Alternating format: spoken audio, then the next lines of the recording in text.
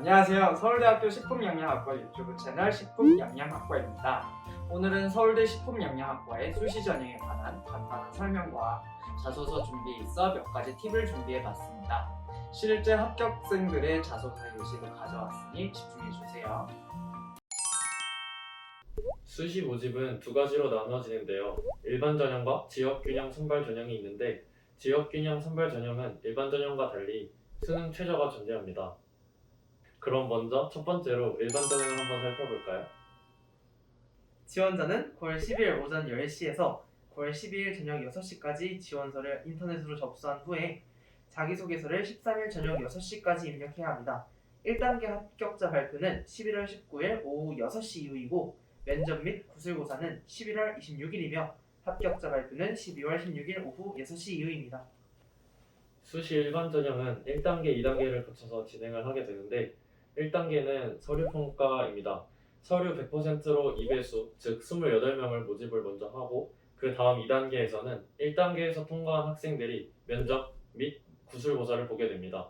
면접 및 구술고사의 성적은 100%로 최종 선발이 되게 됩니다. 두 번째로 지역균형 선발 전형을 한번 살펴볼까요? 네, 지원 자격은 아래와 같고 지규는 서류평가 70%, 면접 30%로 선발하는데요. 수능 최저가 있습니다. 국어, 수학, 영어, 탐구 중 3개 영역에서 각각 3등급 이내의 등급이 나와야 하고 탐구 영역의 경우에는 두 과목 모두 3등급 이내여야 하며 최저 기준을 만족하게 됩니다. 이때 식품영양학과에 지원하려면 과학탐구 영역은 서로 다른 과학 과목의 원과목의 투과목 또는 투과목 투과목 조합을 선택해야 하며 수학은 미적분 또는 기하 중 하나를 선택해야 합니다. 자소서 작성 팁을 말씀드릴 건데요. 자소서를 작성할 때 자소서에 어떤 내용이 들어가야 할지 먼저 파악하는 게 중요하겠죠. 중요하겠죠. 그래서 어떻게 적었어요? 저는 먼저 자소서에서 보여질 나의 모습을 정했습니다. 예를 들어서 나는 열정적인 학생이다. 혹은 나는 성실한 학생이다. 이런 큰 줄기를 잡고 그다음에 각 항목마다 들어갈 내용의 키워드를 생각해 보았더니 좀 더 수월했던 것 같아요. 키워드를 잡을 때에는 본인의 생활기록부에서 자소서에 들어가면 좋은 내용들을 형광펜으로 표시를 했었고 표시된 부분이 어느 항목에 들어가면 적합할지를 파악하는 게 도움이 많이 됐습니다. 하지만 여기서 한 가지 주의해야 될 점이 있는데요. 생기부에 적혀있는 내가 무엇을 했다라는 내용을 자소서에 과하게 작성을 할 필요가 없다는 것입니다. 왜냐하면 자소서는 생기부에 없는 나의 생각이 담긴 내용으로 채워야 하기 때문에 굳이 생기부에 있는 내용을 나열을 하는 것보다는 내가 어떤 활동을 하면서 어떤 감정을 느꼈고 어떤 식으로 성장을 했는지를 더 열심히 적어보는 것이 중요할 것 같습니다. 그러면 자소서의 문항을 하나씩 살펴볼까요? 1번 문항은 진로와 관련해 어떤 노력을 했는지를 학습 경험과 교내 활동을 중심으로 기술하는 문항이네요. 서울대는 학문에 열정이 있는 인재를 선호하기 때문에 대학교에 진학하여 학문을 할 수 있다는 것을 그것을 보여주면 좋습니다. 본인의 다양한 역량을 보여줘야 하는 것이죠. 단순히 어떤 활동을 쓰는 것이 아니라 어떤 역량을 보여줘야 하는지 그걸 정해야 하고 활동은 그 역량을 보여주는 도구가 되어야 합니다.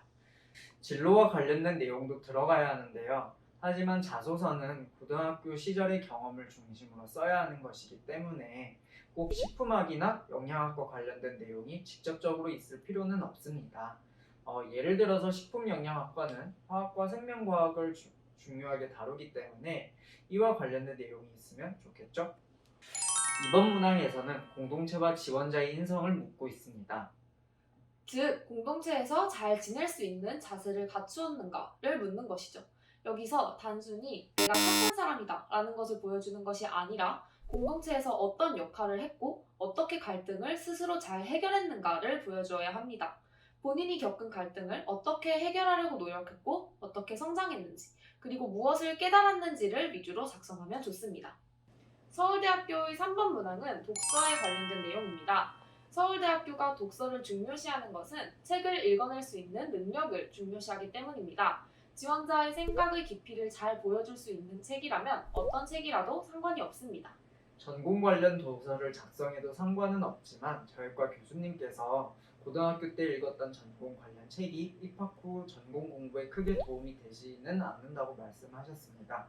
어쨌든 서울대에서는 읽는 능력을 중요하게 생각하기 때문에 정말 중요한 것은 그 책을 읽고 어떤 사고를 했는지가 중요합니다.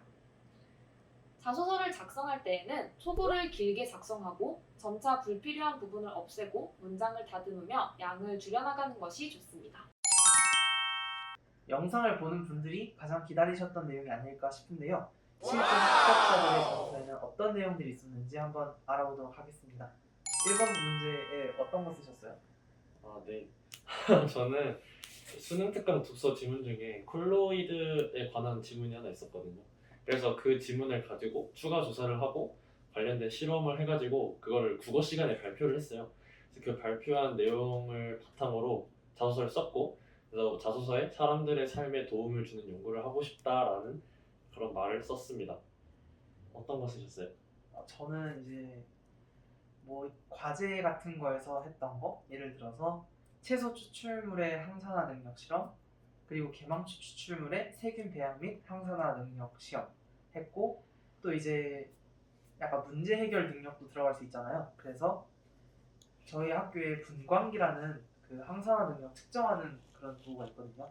근데 그게 없어가지고, 있어야 하지만 없어가지고 제가 간이적으로 이제 흰 종이 놓고 실을 놓고 불빛 놓고 해가지고 컴퓨터 프로그램 이용해서 분광기를 대체하는 것도 썼습니다.